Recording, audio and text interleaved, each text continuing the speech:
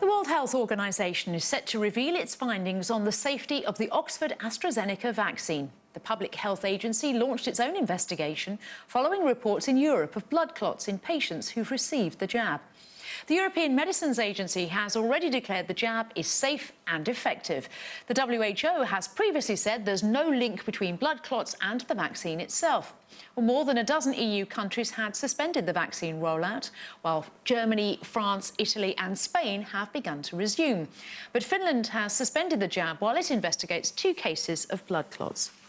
Well, for more on all of these issues, I'm now joined by communicable disease expert Dr. Bharat Pankhania.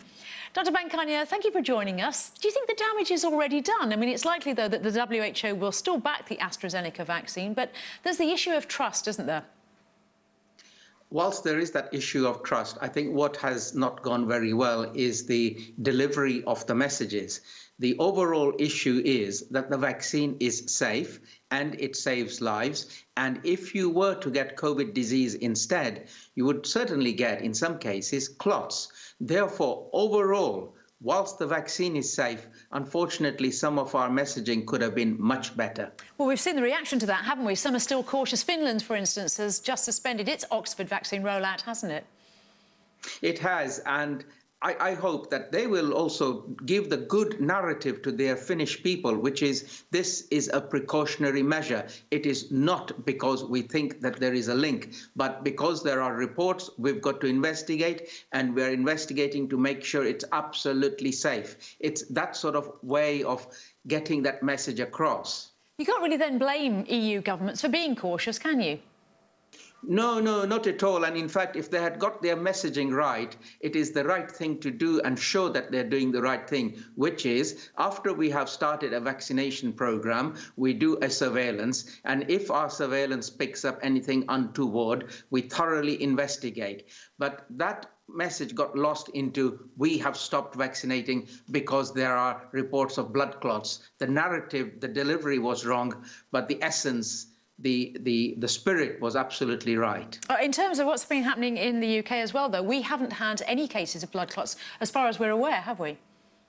No, there are some reports, but again, I must emphasize to our listeners and viewers, which is there is no clear link between getting the vaccine and the blood clot. Blood clots are a rare event, but they are not absolutely uncommon. They do happen, and they do happen in many groups of people.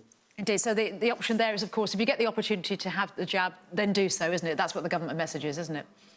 And that would be our message, that on balance, the vaccine is much safer and it will protect you from severe illness. And if you get illness, as I said earlier, you could get clots. So much better in your own interests to be immunized. Indeed. Talking about this country, though, what about the rollouts? Are the shortages we've heard about actually a long-term worry?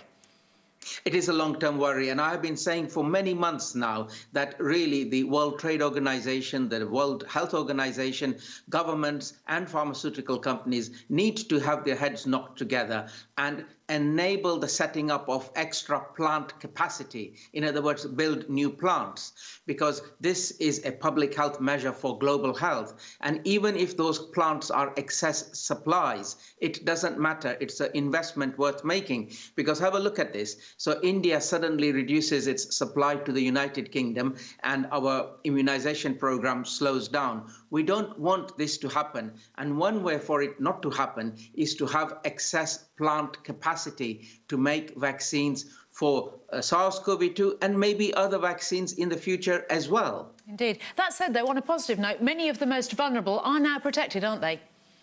In the United Kingdom, but my concerns are that we are not out of the woods until everybody else has also been immunized and put, so to say, out of the woods. So we need to keep an eye out that Africa, Asia, South America, etc. are also immunizing their people, because otherwise it can undo the efforts of immunizing in the home country. Indeed, it's an interconnected world, isn't it? Dr. Bharat Pankhania, thank you very much indeed. Thank you.